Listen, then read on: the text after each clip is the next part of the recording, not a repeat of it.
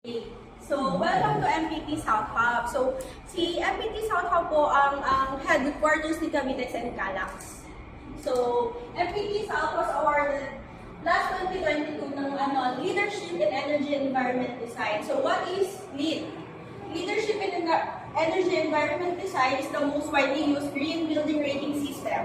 So, LEED certification is globally recognized and symbol of sustainability and achievement and leadership. So, yan po yung pinagmamalaki ni HUB, yung mga sustainability features po ng aming office.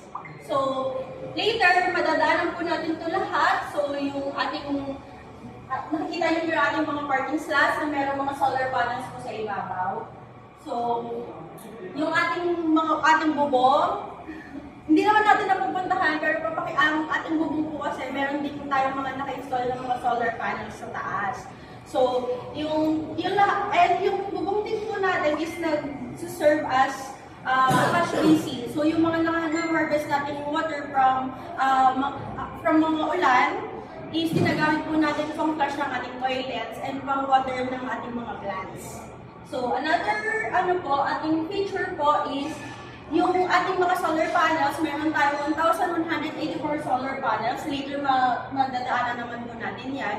So, 97% ng energy ni HUB, dyan na po nanggagaling. So, buong araw, around 5 PM na lang po kami gumagamit ng Meralco. So, ayun. So, let's go po muna sa Hive po muna tayo. Hive.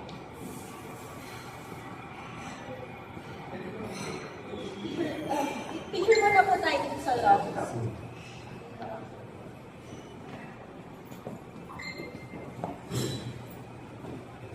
Picture mo na, picture photo of life tayo sa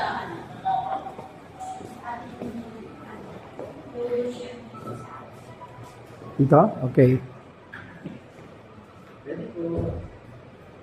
1, 2, 1, 2.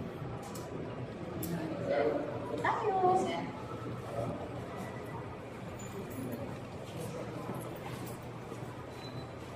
So, dito po sa floor na to, meron po dito sa ang PDE, si HR, tsaka kami po, dito po kami nag-office. So, dito naman po sa ating ground floor, sa lower ground, nandito naman po yung team namin, tapos si clinic,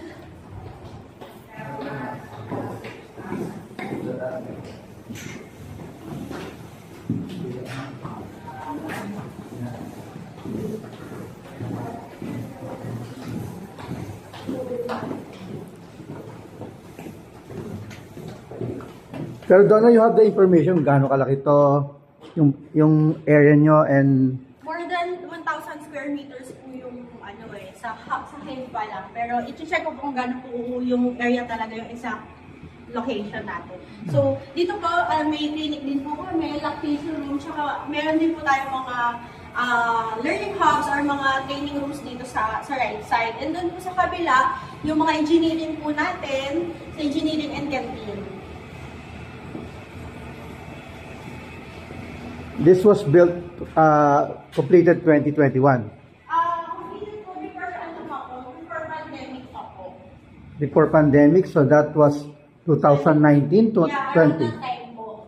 Pero naging operational siya, 2020, nandito na rin naman po sila, okay. yung mga empleyado. And 2022 na na award po si LEED Gold certification. Pero yung pag-setup ng mga sinabi mo kanina, di ba, yung mga solar panel, tsaka yung mga for the, Nakaset up na po nun. hindi, I mean, do you know the cost na inabot siya? Medyo technical na siya, sir. May ibang na po nun. Technical ba yun? Cost lang? Sir, yung mga budgeting kasi, sir, Oo. ibang department din ang Okay.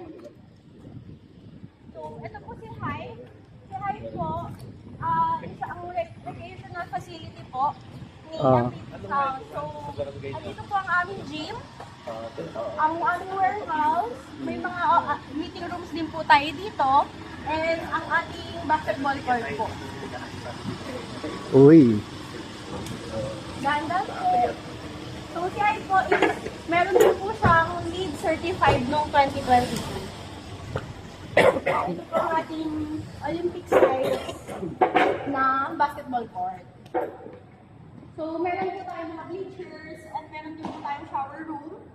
And mga ano po, for boys and girls. Nasa warehouse po natin dito sa baba.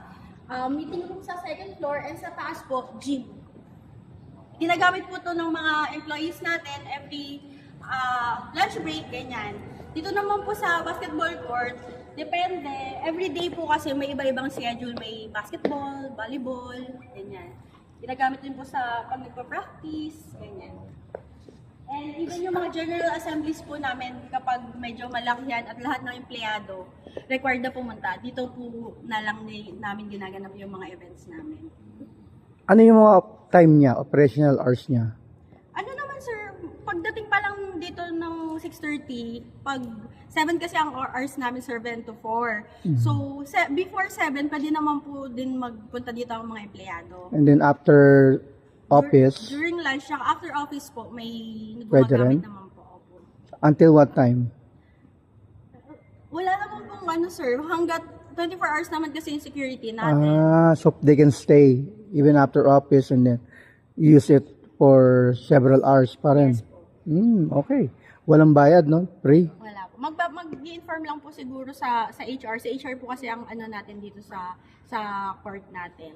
So mag-inform lang sila kay HR, tas para lang din hindi maging conflict sa schedule kasi depende kung anong... First come, first serve na siguro.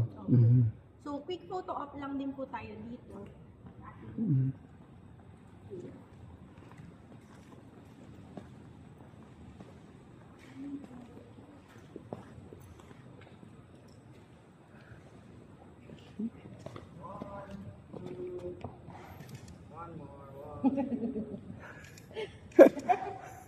Thank you.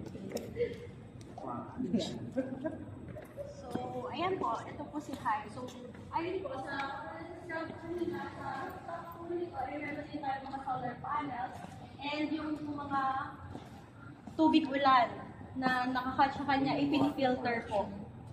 Pinifilter pa siya. Pinifilter po siya Pag- na para Pero saan yung pinaka niya? Saan bumabaksak lahat? Saan naiipon?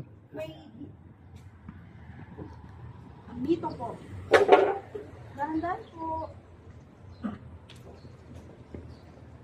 Dumediretso po siya dun sa isang facility doon. So, isa din po sa pinagmamalaki ni Hub yung ating e-vehicle charging station. Meron po tayong dalawang e-vehicle or patrol vehicle na ginagamit natin pang patrol po sa ating mga expressway. Uy, So, nice. Ito po ang isa. Ito po ang isa ating e-vehicle. So, ayun po. Pwede rin naman po, lalo ngayon, di ba, medyo nauuso ngayon yung mga e-vehicles natin. So, pwede naman din po itong gamitin din ng mga empleyado. Kailangan lang din talaga ng ipagpapaalam natin kung sino mang nag-handle po. Kasi may bibigay din po tayong parang RFID card or access card na itatap na lang po para makapag-charge sila. Any employee pwedeng gumamit? Pwede naman po. Basta Walang ano lang, papaalam certain lang po. position? Wala naman po. Papaalam lang po dun sa sa department na nag-handle, nag-in charge po dito sa ating e-vehicle. Pero paano yung tawag dito? Paano yung number of hours ba? May certain number of hours na kailangan lang gamitin? Or Wala what? naman sir, depende kung kasi Kung ano yung kung na-approve ng ano HR? Kasi yung ano naman sir, yung energy din naman na to nanggagaling sa solar panels natin. So, ayun, wala naman tayong malaking binabayaran. Salamat sa ating mga solar panels. So, Okay. ayan po. So for employees lang, regular employees? Yes po sir. Minsan may mga taga-MPTC din po na pumupunta dito. Pwede rin naman po sila. Talagang kailangan lang ma-coordinate ng maayos po sa mga concerned department. Pero nakalagay security kasi eh. Ito po, security. Ito po kasing sasakyan na to, sir. Ginagamit yung security pang patrol sa mga expressway natin. So ano yung para sa employees? Anong klaseng Ito sir, vehicle? yung e-vehicle. In case lang na sir, yung mga sasakyan ng employees, kailangan e-vehicle na. Pwedeng Okay. Pero ito pong mga sasakyan natin, may mga makikita po natin sa pag-security, security department po ang gagamit. So yung sinasabi mong pwedeng hiramin is mga e-vehicles yung charging station. Yung charging station lang Yes. pwedeng hiramin. Okay. Yung mga employees naman po natin, lalo sa traffic, Mhm. sa traffic tsaka sa security, yung mga kailangan talagang mag-field at lumabas, may kanya-kanya naman po silang mga sasakyan na under company po at meron din po tayong mga motor.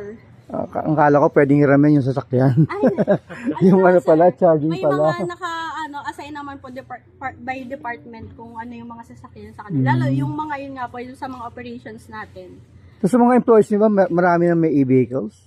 Yung iba sir, hybrid po, pero mostly ano pa din talaga, yung sa Yung- fuel pa rin. Yun nga eh. So, Plug-in. Ay, plug-in na. Basta compatible. Yeah. Ano tong charger nyo? CC2. CCS2.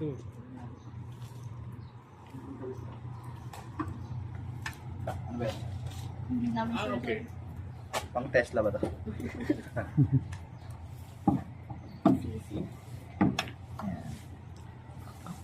Ano sir, hindi namin masyadong kung anong klaseng charger siya. Type C. Type C. Android. Pwede kami mag-charge dyan? Basta ano sir, coordinate lang natin. Employees nga lang daw eh. So, isa pa. Kung mapapansin niyo rin sir, yung ano po, yung ating building is bridge-like. Yeah. So, ayan po ang nire-reflect na yung business ni NPT South, ni NPTC, na building bridges. So, binibuild niya yung bridges sa mga tao, sa empleyado, sa mga stakeholders. Yung kaninang tanong ni Sir, kung pwede rin kami mag-charge. Paano kung meron na kaming e-vehicles, pwede kami mag-charge yan? Para kaming ampon na ninyo. Baka pumunta na lang kayo sir dito para makicharge. Oo. Pag nadaan kami dito, makikicharge kami. Makipag-coordinate na lang po kayo kay Sir Third. Dapat provided na rin yung accommodation. Food. Kung mag-charge, ilang oras din yun eh. Oo. 8 hours yan sir kapag Oo. standard. So mapapansin nyo rin sir, isang feature or notable feature kasi ni Hub is biophilic and design. So when we say biophilic and design po, kinoconnect nung building yung mga tao o yung occupants niya sa nature. So mapapansin nyo later pagpasok ulit natin, kitang-kita yung view natin, yung ano natin, sa gilid, dito sa right and sa left side po ng office. Again, ano yung term na sinabi mo? Biophilic in design po. Biophilic. Biophilic. So, it's more on natural light. Yes.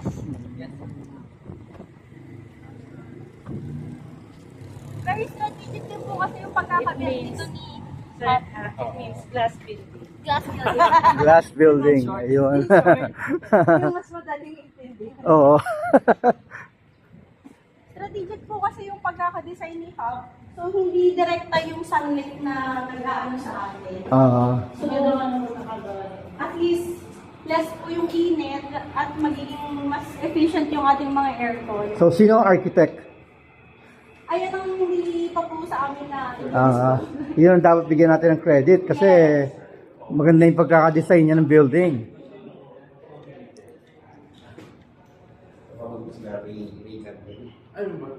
Pag ginugal ba namin, malalaman namin yung architect nito, nag-design ng building. i-check po natin kung kanino ko po pwedeng malaman. Oo.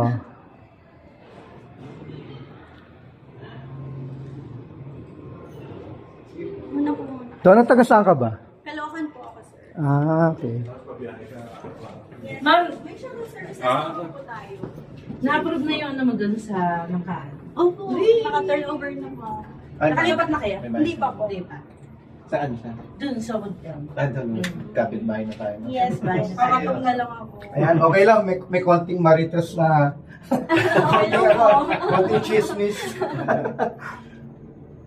Malalaman natin tuloy kung taga saan si Donna. Taga Caloocan. Single pa ba? Po, Single pa? magpapakasalan na po next year. Wow! Invited ba kami? Ano kayo, sir? Go ahead. Automatic invited na kami ha. Donna. Saan ba gagawin? Manila Cathedral ba? So, ito po ang ating boardroom. Ayan. Welcome to our boardroom. Okay lang yan. po. Tinatawag din naman ako. So, dito nagaganap ang ating pag may mga meeting si ating management committee, lalo kapag may mga bisita kami katulad ninyo, or may mga media, ganyan, mga VIPs, dito po natin dinadala. Nice. So, Okay. isayin po natin dito.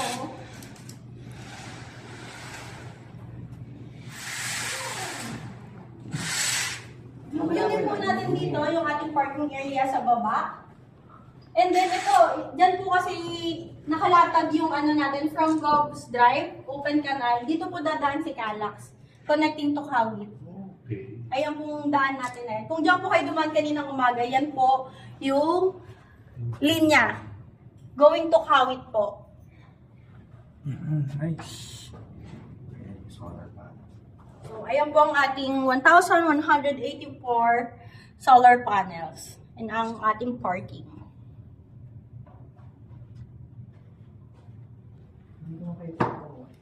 So, Ano sir, ano ma'am na ano yun?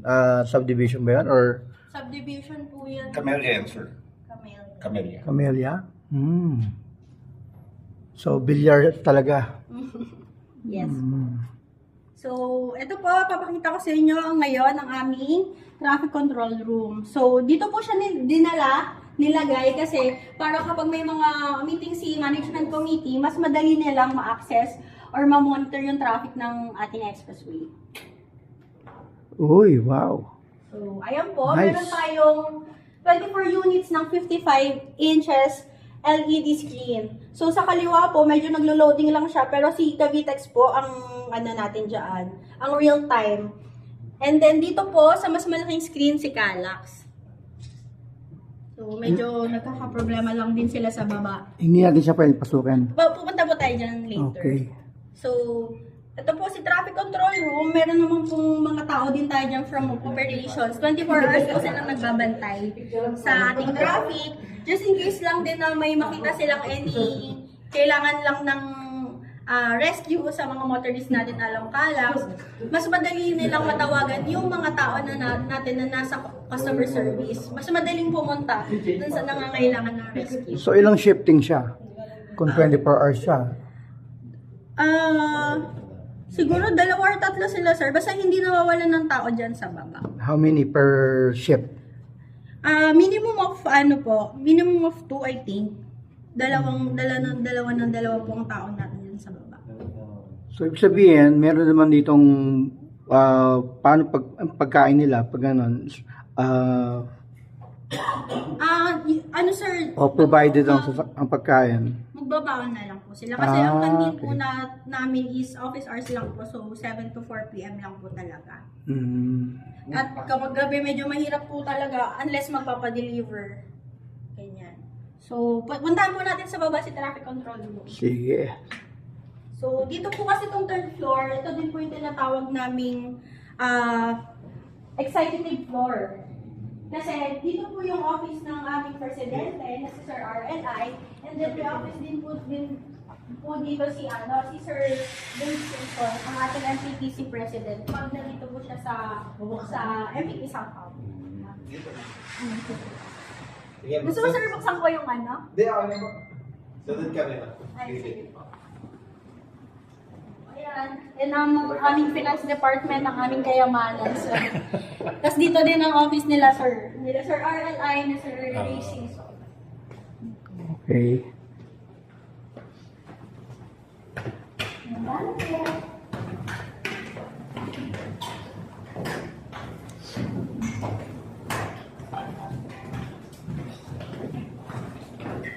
O, doon habang naglalakad tayo, kwento mo sa amin yung mga pangasawa mo. Wala na dito, sir. Meaning taga rito rin? Ay, hindi. Sa Manila po siya nag-work. Anong work niya? Sa, IT industry po. IT, wow. Okay. Malawak ang IT eh. Which part? Anong technology? Ayan. Papasko na sa kanila, sir. Si Jose Marichan pa rin. Ready na ba kayo? Ready na kami. So, ito po ang ating traffic control room.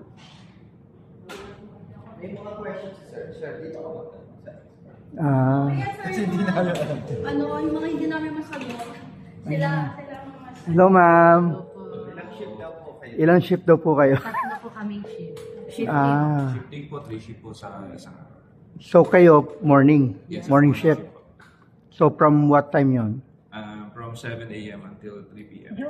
So, and then yung karelyebo nyo, kapalit, is from, 3 p.m. until 11 p.m. okay. Then Every- 11 p.m. to 7 p.m. Every 2 persons per shift. Yes, sir. Pakilala po kayo. Sir, Jeff po pala, Traffic Control Room T ng Calax po. kayo ma'am.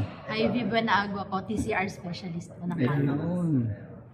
Yes, sir. Bali, ongoing sir yung troubleshooting ng TH. Huwag na lang siguro sir, ilabas yung social in photo kasi pang ano to eh, pang remote. Yes, sir. Sa NTS. Bumitaw kasi yung NTS na Hindi pwedeng ano, ikakat ko na lang. Sige.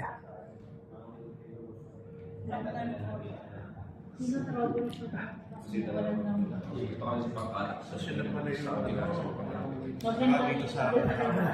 Sige sir, kwento nyo kami, ano yung normally na pinaka-challenge dito?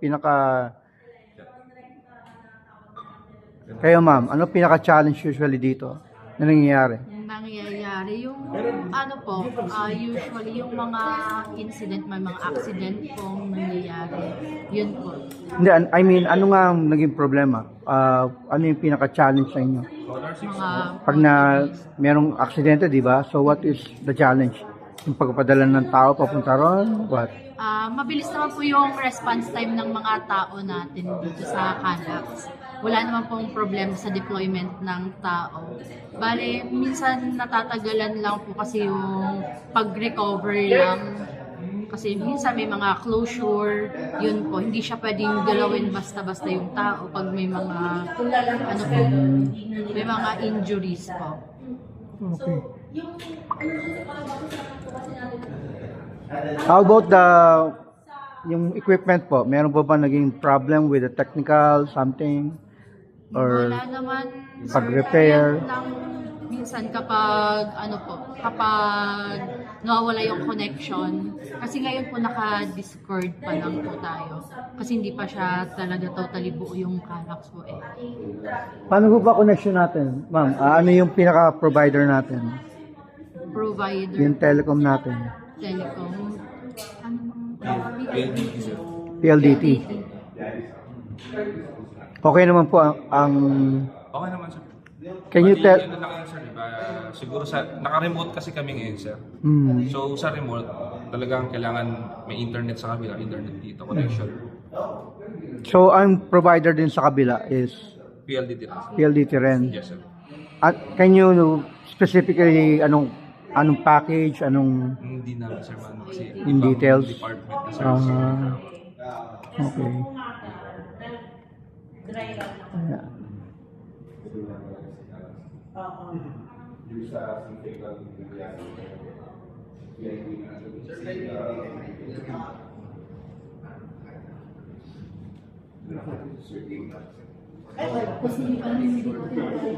Kaya nga ako katsak ko yun yung nagtatanong.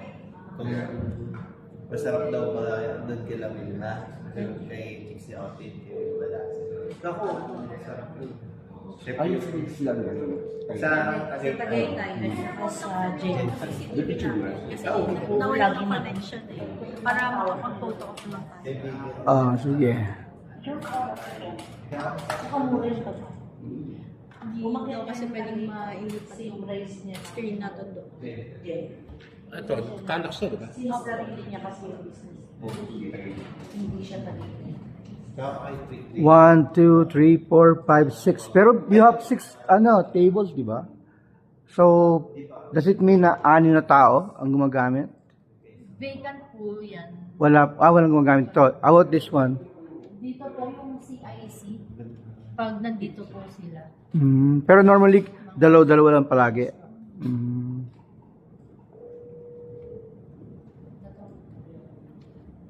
Ayan, may vacant table daw. Pwede kayo mag-office. Tama nakikicharge kayo, sir. Oo. Pwede kayong tumambay dito.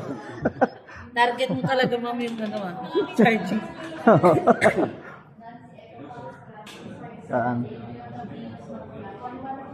Bakuna ng buo.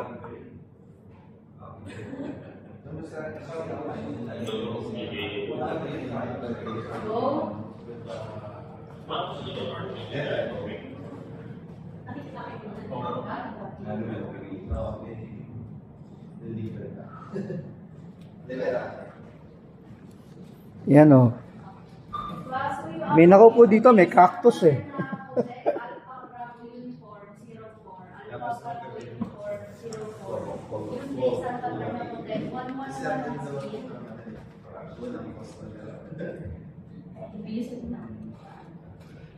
Yung kayo ng BS na mula, para sa Kasi inisip ko may pamilya akong kasama. Baka darating din naman ako. Di ba? Lalo na pumunta ko ng bago. Suray yun. Dahil si Eco Pax Kasi mahirap mahuli. Opportunity na. Magpakilala kayo, sir. Hi, James Tagle from Auto Haven, PH. Auto Haven PH. Yun. Facebook. Yun, Auto Haven. We're in Facebook, Instagram, TikTok, meron din. So, we review cars. Yun. Tsaka, ayun, andito nga tayo ngayon. So, meron din kayo, sir, drone. Meron. Ayun. Kompleto. Are you going to use it later? No. No? Why not? Okay, so ma'am, pakilala kayo, ma'am. Hi, I'm Lakwachera Kabitay niya po. Ayun. Oh, nagtatago. Ayun ang ano niya. Better half. Lakochero Kabitenyo po. And then, Hello, Progreso Pilipinas, ayun. Metro Cavite and beyond. Ayun. So, tayo lang bang apat na ano, ang kasali? O meron pa darating na iba pa? Isa pa Oo, po na hinihintay. Na late lang. Ma'am, thank you po. Thank you po. 2, 3.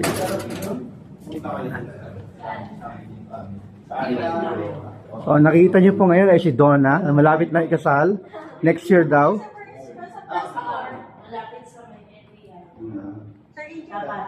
Sana naman yung buwan yun ng date. Ay, dito tayo sa... AJ. Saan ka po? Nag-entertain talaga siya. Tapos, Hi, ma'am. may celebrant sila.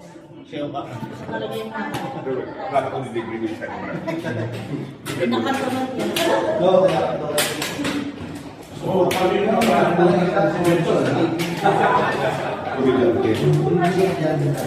Ang siya talaga niya yung asawa niya. Yung talaga may bata. Oo. Bakit din? Tropang pa rin. Cavite City. Cavite City. Hi, sir. Hi po. Sige.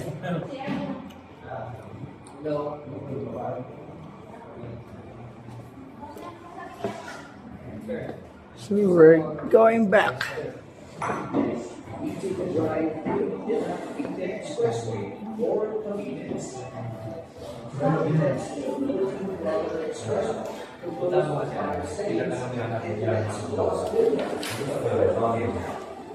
It was designed to and industry, strategically connecting Metro Manila to the rising commercial and business hubs of Cavite, Laguna, and Batangas. Finally, our most advanced toll road in the country, the Cavite Laguna Expressway, or CATS. This 4-lane, 45-kilometer expressway begins at Cali, Cavite and exits near the SLEX Plaza interchange in Laguna. It will also be made to the Cavitex in the near future. The CALAX is composed of 2 segments and has 8 interchanges. The Cavite segment's interchanges are at Cali, Open Canal